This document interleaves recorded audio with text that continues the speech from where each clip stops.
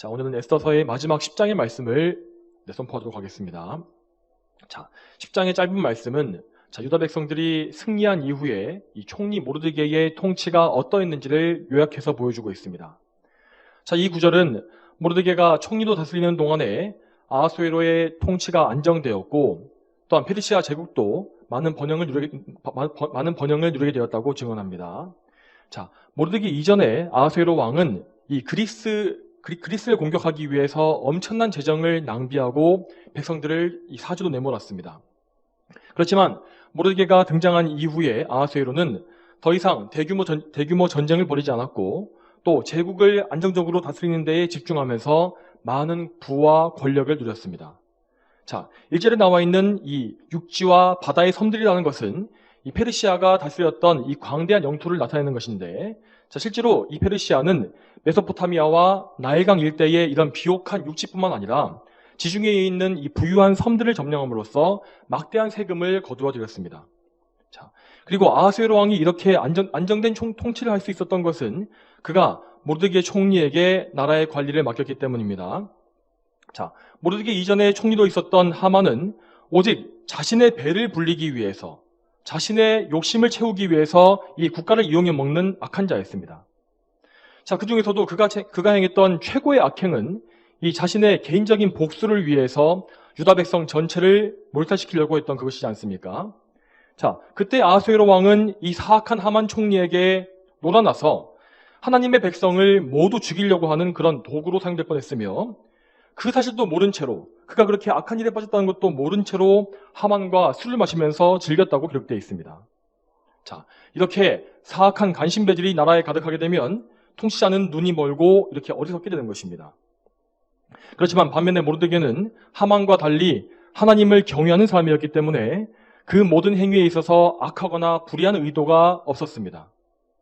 또한 그는 하나님이 주시는 지혜로서 나라를 잘 통치했기 때문에 아하수에로의 이 통치 역시 안정될 수가 있었던 것입니다. 자, 이전에 요셉이 이집트의 총리로서 통치하던 시대에도 이와 똑같은 일이 있었지 않습니까? 자, 요셉은 하나님께서 주신 지혜를 통해서 7년간의 기근에서 이집트를 구해냈고, 또 그 7년간의 기근 동안에 곡식을 팔아서 이집트의 모든 땅을 매입함으로써 그 모든 땅이 영토가 왕에게 속하게끔 만들었습니다. 자, 그래서 이집트의 왕인 파라오 역시 이 아하수에로처럼 경건한 총리 대신을 통해서 많은 유익을 얻게 된 것이지요. 자, 이렇게 하나님을 경외하는 통치자가 다스리는 나라는 하나님께 복을 받게 되어 있습니다. 자, 여러분, 우리가 지금 현대에 살고 있는 이 세상에도 미국과 영국을 비롯해서 이 서구 문명을 중심으로 해서 세상이 돌아가고 있는 이유가 무엇입니까? 그것은 그 서구의 국가들에 하나님을 경외하는 이 경건한 사람들이 이제까지 많았기 때문입니다. 또한 그 나라들의 통치나 질서가 하나님의 말씀에 이제까지 비교적 많이 부합했기 때문일 것입니다. 자, 물론 그 나라들도 이 세상의 국가일 뿐이고 또한 그 나라 안에 죄인이 많았기 때문에 많은 죄와 실책을 저질렀습니다. 그렇지만 어찌되었든 간에 기독교 신앙을 가진 나라들이 질서를 유지하고 있는 이 세상은 역사상 그 어느 때보다도 평안하고 살기 좋은 세상이 되었다는 것이 분명한 사실입니다. 여러분, 그러나 반면에 이 세상에 온갖 문제와 재앙이 발생했던 것은 항상 이 사람들이 하나님을 떠나고 우상숭배나 배교의 길에 빠졌을 때였습니다. 자, 기독교가 강성했었던 19세기까지 서구 세계는 전례 없는 번영을 누렸습니다. 그렇지만 그들이 온갖 세속주의 철학과 무신론과 진화론 같은 것을 따르게 된 이후에는 그들에게 엄청난 재앙과 심판이 뒤따라오지 않았습니까? 자, 대표적으로 20세기 초를 피로 물들였던 1차, 2차 세계대전, 이것이 바로 그들이 하나님을 떠났던 결과였고 심판이었습니다. 여러분, 그런데 지금 우리 역시 이와 같은 재앙의 시대를 앞두고 있는 것이 분명합니다. 이 서구 세계의 어떤 기독교 문명이라는 것은 이제 다 옛말이 되어버렸고, 오히려 그들은 과거와 다르게 완전히 반대로 하나님께서 미워하시는 반성경적인 사상만을 전파하는 일에 전념하고 있지 않습니까? 여러분, 이렇게 하나님을 대적하는 자들을 하나님은 절대로 그냥 내버려 두지 아니하십니다. 하나님은 반드시 이 세상에 그들을 반대하는 세력을 일으키실 것이고, 그들이 회개하고 돌아오기 전까지는 그들에게 많은 재앙과 진노를 쏟아부으실 것입니다. 자, 그 결과로 오늘날 중국과 같은 공산주의 국가가 크게 강성해졌고 또 러시아가 또 이렇게 새롭게 일어나서 미국과 유럽을 또 대적하고 있는 것을 보시기 바랍니다. 여러분, 우리는 지금 이제까지 수십 년 동안 이어져 왔던, 유지되었던 세계 질서와 완전히 다른 세상으로 지금 가고 있습니다. 앞으로 이 세상 나라들은 이 한국을 비롯해서 모든 나라들이 다 많은 혼란에 빠지게 될 것이고 우리 그리스도인들 역시 그 가운데에서 많은 어려움을 당하게 되는 것이 불가피합니다. 그렇지만 여러분, 우리는 항상 이 세상을 통치하시는 분이 하나님이심을 믿고 오직 하나님의 능력과 은혜에만 의지할 수 있어야 할 것입니다. 자, 여러분, 그러기 위해서 우리는 우선적으로 우리가 살고 있는 이 나라, 이 대한민국에 하나님을 경외하는 온전한 통치자, 참 지혜로운 통치자가 세워지기를 간구해야 할 것입니다. 당장 우리나라의 이 대한민국의 정치 체계, 이런 정치 질서는 그럴 만한 희망이 없어 보이는 것이 사실입니다. 하지만 우리는 항상 하나님의 영광을 위해서 그런 기도를 올려야만 합니다. 자, 성경은 분명히 우리 그리스도인들에게 통치자들을 위해서 기도하라고 말씀합니다. 디모데전서 2장 2절과 3절 말씀에 이렇게 나와 있습니다. 왕들과 높은 지위에 있는 모든 이들을 위해서도 그렇게 하여라. 이는 우리가 모든 경건과 정중함으로 조용하고 평안한 생활을 하려는 것이다. 이것은 우리 구주 하나님께서 보시기에 선하고 받으실 만한 것이다. 이러한 성경의 증거에 의지해서 우리는 현재 이 대한민국의 통치자가 하나님의 말씀에 부합하는 통치를 할 수 있게 해달라고 늘 기도하고 또한 앞으로도 그런 사람이 이 나라와 더 나아가서 우리의 이웃 국가들을 통치하게 해달라고 간구할 수 있어야 할 것입니다. 여러분, 우리는 어떻게 해서든지 간에 이 세상에서 좀 더 하나님의 영광을 위해 힘쓰고 좀 더 온전한 신앙생활을 할 수 있도록 애써야 합니다. 자, 그렇다면 이 세상의 통치자들, 우리를 다스리는 그 통치자들이 우리의 경건과 신앙에 해를 끼치지 않게끔 간구하는 것은 너무나 자연스러운 일일 것입니다. 자, 우리가 이 세상의 통치자들에게 바랄 수 있는 가장 좋은 모습은 바로 오늘 본문의 3절에 나와 있는 모르드게의 통치의 모습일 것입니다. 자, 3절 말씀을 다시 보겠습니다. 3절 말씀에 유다 사람 모르드게가 아하수에로 왕 다음의 실권자가 되었고 유다 사람 중에서 존귀하게 되었으며 그의 많은 형제들에게서 인정을 받고 그의 백성의 유익을 구하며 화평을 도모하였다라고 했습니다. 자, 모르드게는 이처럼 아하수에로 왕 다음의 실권자로서 계속 남아 있었으며 하나님을 경외하는 가운데 그의 백성들을 온전하게 다스렸습니다. 그는 모든 백성의 유익을 구하면서 그들이 화평하게 살 수 있도록 도와주었습니다. 자, 하만의 때와 달리 민족들이 서로 미워하고 대적하고 죽이는 일은 발생하지 않았고 하나님께서 그 나라에 은혜를 베풀어 주기 때문에 페르시아는 평안하고 번성할 수가 있었습니다. 자, 여러분, 하나님께서 이렇게 모르드게를 통해서 페르시아에게 복을 주신 이유가 무엇이겠습니까? 자, 그것이 페르시아 제국을 하나님께서 좋아하셨기 때문이었겠습니까? 그것이 아닙니다. 자, 하나님은 이 페르시아라는 세상 국가를 도구로 사용하셔서 그분의 백성, 그분의 자녀인 유다 백성들을 복되게 하신 것입니다. 자, 모르드게가 페르시아 제국의 2인자로서 국가를 안정시킨 이 일은 유다 백성들이 그 안에서 하나님을 섬기는 데에 정말 큰 힘이 되었을 것이 분명합니다. 당시 유다 백성들은 이 페르시아라는 대제국 안에 이 곳곳에 흩어져서 살고 있었고, 특히 예루살렘을 비롯한 옛 이스라엘의 땅 역시 페르시아의 영토 안에 있었습니다. 그래서 이 페르시아라는 제국의 안정과 번영은 곧 유다 백성들의 평화를 뜻하는 것이었습니다. 자, 모르드게의 통치 아래에서 유다 백성들은 각 그 제국 곳곳에서 평화를 누릴 수 있었고, 또한 예루살렘에 있는 성전 역시 제 기능을 다할 수가 있었을 것입니다. 자, 그리고 모르드게의 이 활약은 분명 그의 이후 시대에도 유다 백성들이 페르시아의 지도층에 오를 수 있는 든든한 배경이 되어 주었을 것입니다. 그래서 후대 아닥사스다 왕 시대에도 에스라나 느헤미야가 왕실의 고위 관직을 맡고 있는 것을 볼 수 있지 않습니까? 자, 하나님은 이처럼 모르드게를 통해서 페르시아 제국의 권세가 유다 백성들의 이 유익에 사용되도록 역사하신 것입니다. 자, 그렇지만 여러분, 이렇게 선한 정치를 펼쳤던 이 훌륭한 모르드게 역시 영원히 총리 자리에 있을 수는 없었습니다. 자, 하나님께서 그에게 주신 임무가 다 끝났을 때에 그 역시 총리 자리를 내려놓고 물러나야만 했습니다. 모르드게가 총리에 오른 지 약 10년 후에 아하수에로 왕은 그의 신하들에게 반역을 당해서 죽임을 당하고 말았습니다. 자, 이 반역에서 아하수에로와 그의 첫째 아들이 함께 죽었는데 자, 그래도 결국에는 아하수에로의 셋째 아들이 그 반란을 진압하고 왕위에 오르게 되었습니다. 자, 그 셋째 아들 그 왕이 바로 느헤미야서에 나왔던 아닥사스다 왕이었습니다. 자, 이렇게 정권이 교체되어가는 과정에서는 이 새로운 인물들이 등장하기 때문에 모르드게는 분명히 총리 자리를 잃었을 것이 분명합니다. 그리고 에스더 역시 그 남편인 아하수에로가 죽었기 때문에 왕후의 자리를 잃게 되었죠. 자, 그런데 당시 역사 기록에는 모르드게와 에스더가 어떻게 되었는지에 대한 이야기가 나오지 않기 때문에 우리는 그들의 마지막, 그들의 최후에 대해서 그저 여러 가지 추측만을 할 수 있을 뿐입니다. 자, 만일에 첫 번째로 그 두 사람이 반역에서도 죽지 않았다면 그들은 평안한 여생을 살다가 죽었을 것입니다. 왜냐하면 나중에 아닥사스다가 아버지의 복수를 위해서 반역한 신하들을 모두 다 처형했기 때문입니다. 자, 그리고 만일 반대로 모르드게와 에스더가 반역에 휘말려서 죽었다 할지라도 그것이 이 에스더서의 내용을 부정하는 것은 아닙니다. 자, 여러분, 이 역사를 살펴보게 되면 이 많은 참된 성도들이 인간적으로는 정말 인간적인 눈에서 보기에는 비참해 보이는 죽음을 맞이하는 경우가 종종 있어 왔습니다.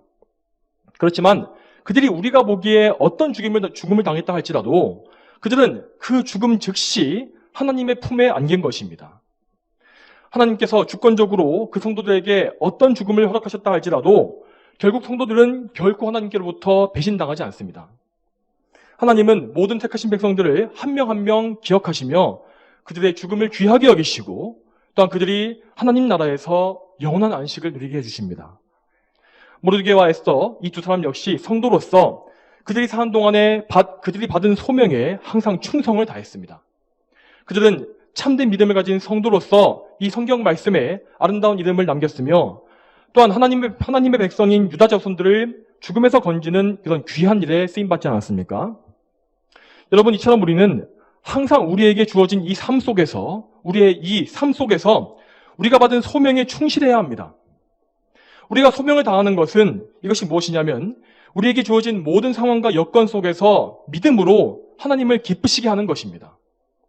믿음이 없이는 하나님을 기쁘시게 할 수가 없습니다. 우리가 온전한 믿음을 지키지 못한다면 우리는 하나님의 계명에서 이탈해서 죄를 짓게 될 것이고 또한 하나님의 영광이라는 우리 일생 일대의 이 최고의 목적을 추구하지 못할 것입니다. 그러므로 우리는 항상 하나님의 계명을 따라서 이 짧은 인생을 오직 하나님의 영광을 위해서 바칠 수 있도록 힘써야 합니다. 우리는 항상 우리의 연약함을 깨닫고 하나님께 늘 은혜를 구해야 합니다. 나의 적은 믿음, 하나님을 기쁘시게 하지 못하는 이런 방해가 되는 이런 적은 믿음을 불쌍히 여겨주시고 나에게 믿음을 더해 주시옵소서라고 하는 그런 간절한 기도를 항상 올릴 수 있어야 하는 것입니다. 여러분, 또한 우리는 거기에 더불어서 항상 하나님의 언약에 의지하는 믿음을 굳게 견지해야 합니다. 여러분, 하나님은 당신의 백성을 구속하시기 위해서 언약을 주셨으며 그 언약을 성취하시기 위해서 이제까지 앞으로도 영원토록 신실하게 역사하십니다. 하나님은 이 세상 모든 역사를 그분 중심으로 운행하고 계십니다. 따라서 이 세상은 하나님께 속한 그분의 소유인 백성들인 이 교회를 중심으로 움직이고 있으며 모든 것들은 그러니까 하나님의 섭리는 다 결국에 이 교회에 유익을 주기 위한 목적으로 사용되고 있는 것입니다. 자, 여러분, 우리는 이제까지 거의 1년 가까운 시간 동안에 에스라와 느헤미야와 에스더서를 모두 다 살펴보았습니다. 자, 그런데 우리는 이 세 책에서도 우리는 하나님의 언약이 성취되고 구속의 역사가 진행되어 가는 과정을 밝히 보지 않았습니까? 여러분, 그러면 이제까지 살펴보았던 이 포로 시기의 역사 속에서 하나님께서 이 세상 국가들과 권세를 어떻게 사용하셨는지를 다시 한번 생각해 봅시다. 여러분, 먼저 하나님은 대제국 바빌로니아를 도구로 쓰셔서 범죄했던 유다 백성들을 징계하셨습니다. 자, 그리고 그 징계가 끝난 이후 하나님께서 정하신 70년 동안의 기간 동안에 유다 백성들은 바빌로니아 치하에서 포로 생활을 해야만 했지요. 그렇지만 그 시간이 끝났을 때에 하나님은 페르시아의 고레스 왕을 통해서 바빌로니아를 심판하셨고 유다 백성을 그들의 고향으로 돌려보내주셨습니다. 자, 그때에도 비록 유다 백성들은 연약하여서 성전 공사를 빨리 진행시키지는 못했지만 하나님은 고레스 이후에 또 다리오 왕을 들어쓰셔서 성전 공사를 마칠 수 있도록 역사하셨습니다. 그리고 다리오의 아들인 아하수에를 통해서도 하나님은 에스더와 모르드게를 높이셨고 그들을 통해서 유다 백성들을 강건하게 해주셨습니다. 또한 아하수에로가 반역을 당해 죽은 이후에도 페르시아는 큰 혼란에 빠지지 않았고 그 아들에게 곧장 왕위가 계승되었습니다. 그리고 하나님은 아하수에로의 아들인 아닥사스다도 역시 사용하셔서 에스라와 느헤미야를 통해서 에스라와 느헤미야를 예루살렘에 보내주셨습니다. 자, 먼저 예루살렘에 갔었던 에스라는 율법의 회복과 이스라엘의 영적 부흥을 이끌었고 그 뒤를 따라갔던 느헤미야는 예루살렘의 성벽을 재건해서 이 거룩한 도성인 예루살렘을 회복하는 역사를 마쳤습니다. 자, 여러분, 이렇게 하나님은 시간의 흐름과 관계없이 언제나 신실하게 그분의 백성을 이끌어 오셨습니다.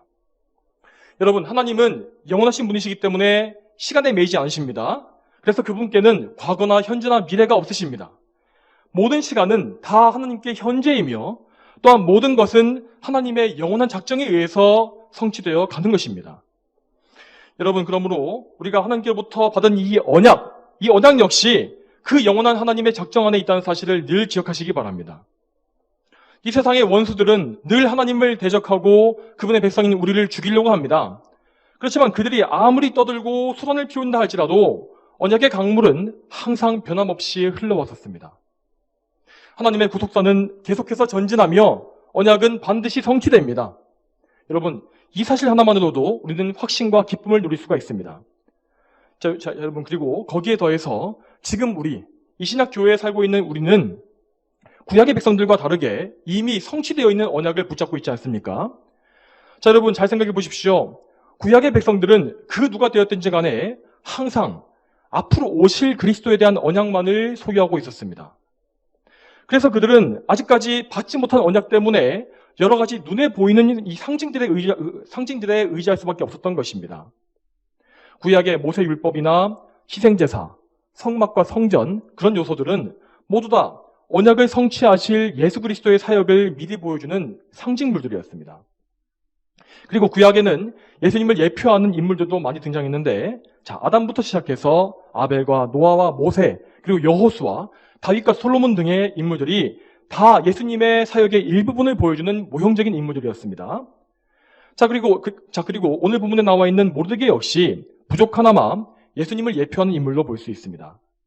특히 3절 말씀에 그가 보여주었던 선한 통치는 왕신 예수님께서 이루실 완전한 통치의 예표이지 않습니까? 모르드게가 유다 백성들 중에서 존귀하게 된 것처럼 예수님은 왕으로서 그분의 모든 백성들 위해 존귀한 왕으로서 영광을 받으셨습니다. 또한 예수님은 유일한 중보자요 왕으로서 모든 그분의 백성들에게 영원한 유익을 주셨고 무엇보다 그들을 하나님과 화평하게 해주셨습니다. 그렇지만 여러분, 모르드게와 달리 예수님은 영원한 왕이십니다. 모르드게는 겨우 10년간을 총리로 일하다가 물러나야 했지만 예수님의 왕권은 영원히 쇠하지 않습니다. 예수님은 그분의 귀한 피로써 그분의 백성을 사셨으며 또한 아버지 하나님께 온전한 순종을 바치심으로써 영광을 받으셨습니다. 그 예수 그리스도의 보혈의 가치는 영원하고 또한 그분께서 하나님께 받으신 왕권 역시 영원합니다. 성도 여러분, 그러므로 우리는 정말로 예수님을 우리의 영원한 왕으로 모시면서 그분께 속한 백성으로서 사는 일에 온 마음을 쏟을 수 있어야 합니다. 여러분, 항상 그러므로 영원한 세상을 바라보는 이런 영적인 시각을 늘 유지하시기 바랍니다. 우리가 이 육신의 장막에 거하는 동안에는 이 세상의 발을 딛고 살아가기 때문에 이 세상에 매이기가 너무나 쉽습니다. 너무나 자주 우리는 우리의 상황과 환경에 얽매이고 또한 우리의 감정과 생각에 압도되고 또한 우리의 죄에 얽매입니다. 자, 그럴 때마다 우리는 마치 이 땅에서의 삶이 영원할 것처럼 이것이 끝인 것처럼 생각하고 행동하기가 너무나 쉽지 않습니까? 자, 여러분, 이렇게 우리는 분명히 이 세상에 속해 있고 그리고 이 세상의 나라를 위해서도 성실한 삶을 살아야만 하는 것이 사실입니다. 자, 그렇지만 우리는 우리의 영원한 소속이 하늘에 있다는 사실을 늘 기억해야 합니다. 자, 이 세상 사람들, 불신자들은 그 소속이 오직 이 세상 나라에만 있습니다. 그렇지만 우리 성도들은 이 세상 나라에 속해 있으면서도 동시에 영원한 하나님의 나라에 속해 있다는 것을 여러분 잊지 마시기 바랍니다. 여러분, 이 영원한 하늘나라는 예수님께서 초림하심을 통해서 이미 오심을 통해서 이미 우리 안에 이루어진 것이기도 합니다. 하지만 동시에 이 나라는 아직 오지 않은 나라입니다. 이렇게 우리가 살아가는 이 세상의 삶이라는 것은 아직 이런 불완전한 중간 상태에 끼어 있는 것입니다. 그렇기 때문에 우리는 계속해서 평생에 열심을 다해서 하나님의 나라를 확장시키고 그분의 의를 위해서 싸우는 영적인 전쟁을 계속해서 싸워야 하는 것입니다. 또한 여러분, 우리의 이 싸움은 우리 주 예수님께서 이미 최후의 승리를 확정지어 놓으신 이 싸움입니다. 우리는 이미 승리하신 예수님을 바라보면서 그분을 향해서, 표대를 향해서 열심히 달려가는 중입니다. 그렇지만 여러분, 예수님께서 다시 오시는 그날까지 우리는 아직 최후의 승리를 성취하지 못한 것임을 여러분 항상 아셔야 합니다. 그리스도의 재림과 심판이 이루어지고 새하늘과 새 땅이 도래하기 전까지는 계속해서 이 땅에 교회의 원수들이 존재할 것입니다. 어떤 원수가 한번 무너지더라도 또 새로운 원수가 등장하는 것이 바로 이 교회의 역사였지 않습니까? 에스더서에서도 유다 백성들은 크게 승리했습니다. 하지만 그 승리는 일시적인 승리에 불과했습니다. 분명 하만과 아말렉 족속이라는 원수들은 진멸당했지만 이 세상에는 그들 외에도 수많은 교회의 원수들이 계속 존재하고 있었습니다. 그래서 우리는 에스더 이후에 이어졌던 느헤미야 시대에도 산발락과 도비아라는 대적이 일어난 것을 보지 않았습니까? 여러분, 그 두 사람이, 이 산발락과 도비아가 얼마나 유다 백성들을 괴롭게 했습니까? 그들은 비록 하만만큼 그런 큰 권력을 가지고 있지는 않았지만 정말 자신의 가진 그 권력을 가지고 끊임없이 유다 백성들을 위협하고 느헤미야를 겁박했습니다. 여러분, 그 대적들의 배후에는 마귀가 존재합니다. 마귀와 그의 부하, 그리고 그의 왕국은 하나님께서 잠시 그들에게 권세를 허락하신 동안에는 계속해서 활동하면서 교회를 핍박할 것입니다. 여러분, 심지어 마귀는 예수님께서 이 세상에 오셨을 때에도 그분을 박해하지 않았습니까? 여러분, 마귀가 이렇게 하나님의 아들이신 예수님마저 이렇게 대적했다면 그분의 종들인 우리에게는 어떻게 하겠습니까? 그렇기 때문에 이 땅의 교회는 항상 깨어서 마귀와의 싸움을 싸우는 그런 전투하는 교회가 되어야 하는 것입니다. 그리고 우리 그리스도인들은 모두 다 이 전투하는 교회, 지상교회에 속한 자들로서 늘 영적인 싸움을 치르면서 살게 되는 것이죠. 그렇지만 우리는 언젠가 우리의 싸움이 그치고 안식에 들어갈 그날을 바라보고 있습니다. 여러분, 저 하늘의 낙원, 우리가 들어갈 그곳에는 모든 전투에 다 승리하고 안식을 누리게 된 천상의 교회가 자리 잡고 있습니다. 그 승리한 교회에는 이 세상의 싸움을 다 마친 성도들의 영혼이 속해 있습니다. 그들은 지금 낙원에서 부활의 날을 기다리고 있으며 또한 우리들을 만나게 될 날도 손꼽아 기다리고 있습니다. 그러므로 우리 역시 우리에게 주어진 이 싸움을 다 마치게 되면 저 하늘의 교회, 천상의 교회에 합류해서 그들과 함께 안식과 평안을 누리게 될 것입니다. 여러분, 이렇게 주님의 몸된 교회 안에는 전투하는 교회와 승리한 교회가 공존합니다. 이 땅의 참된 성도는 모두 다 전투하는 교회에 속해 있으며 또한 장차 승리한 교회의 일원이 될 것입니다. 우리는 이 사실을 교리적으로 정확하게 알고 언제나 영원한 영광을 바라볼 수 있어야 할 것입니다. 여러분, 우리는 성경 안에서 참된 성도들이 어떻게 영적인 전투를 다 치르고 승리하게 되었는지를 많이 볼 수가 있습니다. 대표적으로 바울사도는 역사상 가장 치열한 영적 전투를 치러내었던 성도들 가운데 한 명입니다. 바울은 자신의 이 치열한 싸움을 거의 다 마쳐갈 즈음에 로마의 어두운 감옥에서 순교를 기다리고 있었습니다. 자, 그때 바울은 디모데 후서를 기록하면서 자신의 최후 승리에 대해서 이렇게 말합니다. 디모데 후서 4장 6절부터 8절까지 말씀에 내가 벌써 부어드리는 제물로 부어지고 나의 떠날 때가 이르렀다.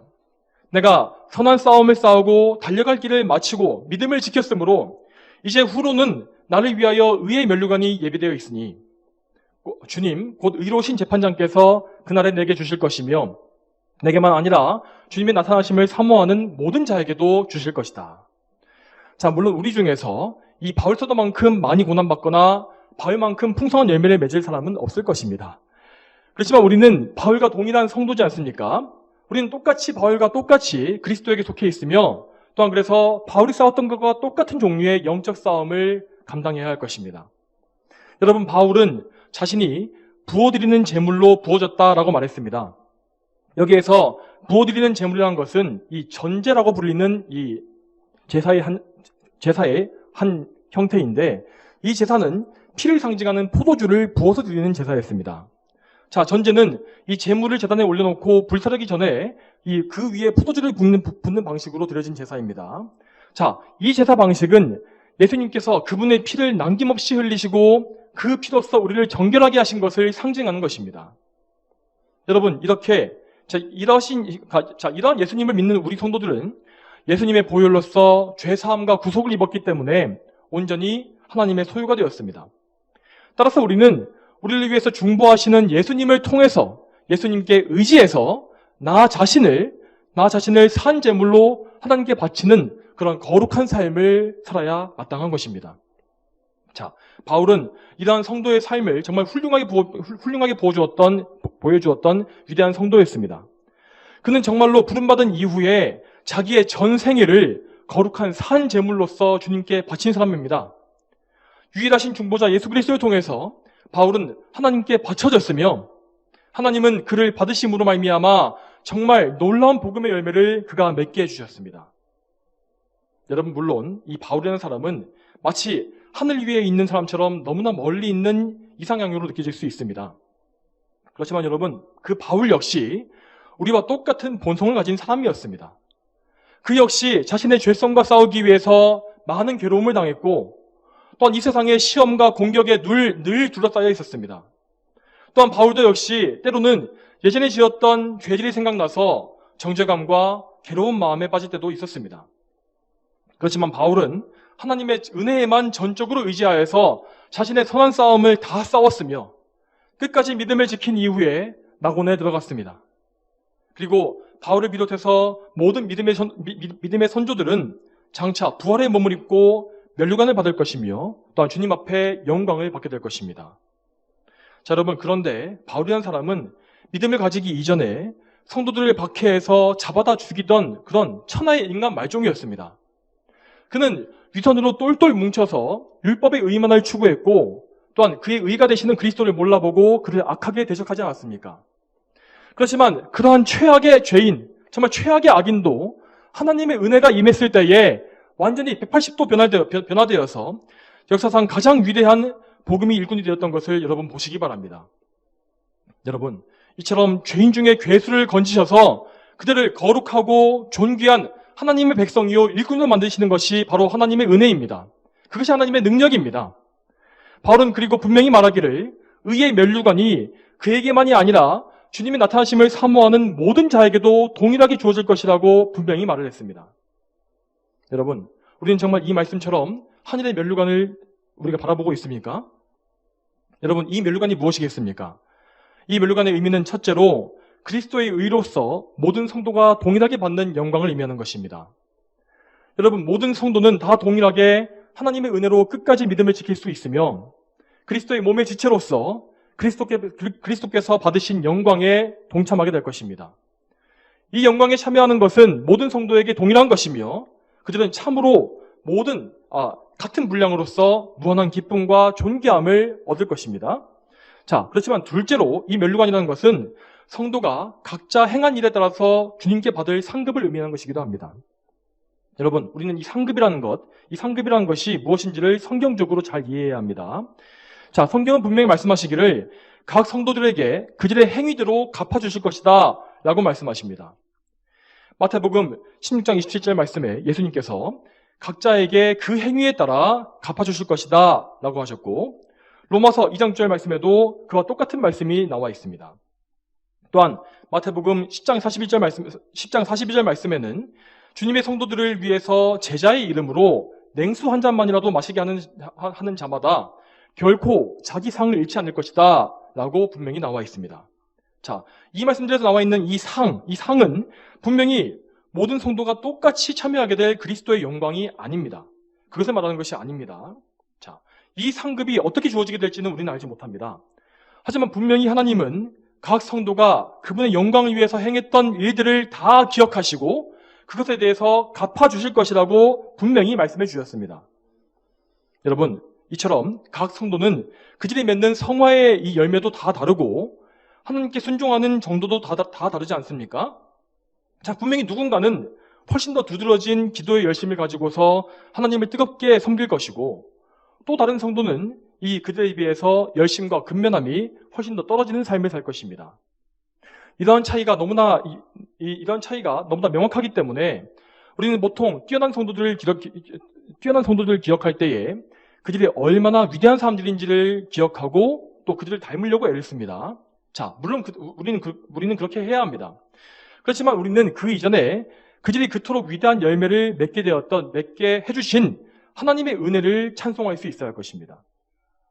여러분, 역사 속에서 위대한 업적을 남긴 성도들은 분명히 성화의 열매를 많이 맺은 사람들입니다. 자, 그리고 성화의 열매라는 것은 인간의 공로가 아니라 다 은혜의 결과이기 때문에 많은 성화의 열매를 맺었다는 것은 곧 그 사람에게 하나님께서 특출난 은혜들을 많이 부어줬다는 것을 의미합니다. 자, 타락한 죄인이 바울 서동과 같이 복음의 위대한 일꾼이 되었고, 또한 마틴 루터나 칼빈처럼 종교개혁을 일으키며, 또한 휘필드나 스펄전처럼 부흥의 위대한 일꾼이 될 수 있었던 것, 이것을 여러분 어떻게 이해하겠습니까? 어떻게 타락한 죄인이 이러한 영광스러운 사역에 참여할 수 있으며 하나님의 영광을 위해서 힘쓸 수 있었겠습니까? 자, 그것은 무엇보다 하나님께서 그들의 삶에서 놀라운 일을 일으키신 결과였습니다. 그러므로 위대한 성도들의 삶의 열매는 가장 먼저 하나님께 모든 영광이 다 돌아가는 것입니다. 하나님은 죄인들을 놀랍게 성화시키심으로써 그분의 은혜에 대해서 먼저 영광을 돌리실 것입니다. 즉, 이 상급이란 것은 우선적으로 하나님께서 홀로 영광을 받으시는 것입니다. 그렇기 때문에 모든 주님의 일꾼들은 그가 모든 임무를 다 마쳤다 할지라도 하나님 앞에서 그저 자신이 무익한 종일 뿐이라고, 내가 해야 할 일을 했을 뿐이라고 고백하는 것이지요. 그렇지만 하나님은 분명히 그분에게 충성을 다한 성도들에게도 분명히 그들에게 개인적으로 상을 주실 것입니다. 왜냐하면 하나님은 결단코 인색한 분이 아니시기 때문입니다. 다시 말하지만 그 사람이 행한 모든 일은 전적으로 은혜의 결과입니다. 그렇지만 하나님은 그 은혜를 또 더해 주셔서 놀라운 상으로서 그들에게 갚아주시는 것입니다. 이처럼 하나님은 참으로 선하시며 사랑과 은혜가 풍성하신 분임을 여러분 믿으시길 바랍니다. 여러분, 우리는 성경의 말씀에 의지해서 언제나 상급을 바라보고 열심히 믿음의 경주를 달려가야 할 것입니다. 우리는 언제나 예수 그리스도 앞에 설 그날을 바라볼 수 있어야 합니다. 그분께서는 우리가 정말 상상도 할 수 없는 놀라운 상을 우리에게 주실 수 있는 분이십니다. 이 세상이 도무지 알지 못하고 또한 우리의 말로도 다 표현이 불가능한 영광과 존귀함과 그 놀라운 상을 그분은 우리에게 주실 것입니다. 이 사실을 늘 생각하시면서 소망하시고 하나님께만 여러분의 마음을 두시기 바랍니다. 그러므로 여러분의 영혼을 시시때때로 살피셔서 여러분의 영혼이 항상 하나님을 바라보게 격려하시기 바랍니다. 여러분의 마음이 떨어지고 또한 염려가 마음속에 들어오고 자꾸만 이 땅을 바라보고 상황을 바라보고 믿음을 떠나려고 할 때에 계속해서 하나님을 기쁘시게 할 일이 무엇인지를 생각하시면서 하나님을 향한 뜨거운 사랑을 불태우시길 바랍니다. 여러분, 여러분의 마음속에 뜨거운 사랑을 불타게 해주실 분은 오직 성령 하나님이십니다. 성령님은 예수님께서 이미 이루어놓으신 그 무한한 은혜와 공로를 여러분에게 공급해 주실 것이며 그 모든 은혜가 연료가 되어서 여러분의 마음속에는 그런 뜨거운 성령의 불, 하나님을 향한 사랑의 불꽃이 타오를 수 있을 것입니다. 여러분, 오늘 말씀에서 들으신 대로 영원한 하나님의 언약을 바라보시고 그 언약의 성취자이신 예수 그리스도께 항상 의지하십시오. 또한 믿음의 거룩한 싸움을 끝까지 잘 싸울 수 있도록 성령님께 늘 의지하시며 최후 승리의 그날까지 이기며 또한 상급을 취할 수 있도록 많은 은혜를 늘 하나님께 구하시기를 바랍니다. 다 함께 기도하시겠습니다. 거룩하신 아버지 하나님, 오늘도 하나님의 은혜 가운데에서 애써서의 모든 말씀을 마무리하게 해주심에 감사드립니다. 참으로 저희는 부족하고 연약하여서 이 말씀을 온전히 다 깨닫지 못하고 이렇게 성경대로 말씀을 선포했다 할지라도 아직까지 참 이 말씀에 저희가 캐내지 못한 보화가 많이 있는 줄 압니다. 하나님, 저희 모두를 불쌍히 여기셔서 저희가 이 말씀을 더욱더 깊이 있게 알게 하시며 또한 항상 이 말씀을 아는 것에 그치지 아니하고 하나님을 사랑하는 그런 풍성한 열매를 많이 맺게 하여 주시옵소서. 주여, 언제나 저희가 이 땅의 보화를 바라보는 것이 아니라 저 하늘의 창고에 쌓일 우리의 보화를 바라보게 하시고 우리의 주이신 예수 그리스도께서 우리에게 씌워주실 면류관, 정말 성도로서의 영광과 또한 상급의 영광을 다 바라보면서 항상 하나님께 소망을 두고 살 수 있도록 도와주시길 소망합니다. 주의 우리 마음속에 하나님을 향한 사랑과 그 뜨거운 불꽃이 항상 불타오르게 하시며 늘 말씀의 그 진리 안에서 참 하나님의 계명대로 하나님을 섬기며 하나님을 기쁘시게 하는 성도의 거룩한 삶을 능히 살 수 있도록 주여 인도하여 주시옵소서. 감사드리며 예수님의 이름으로 기도 올립니다. 아멘.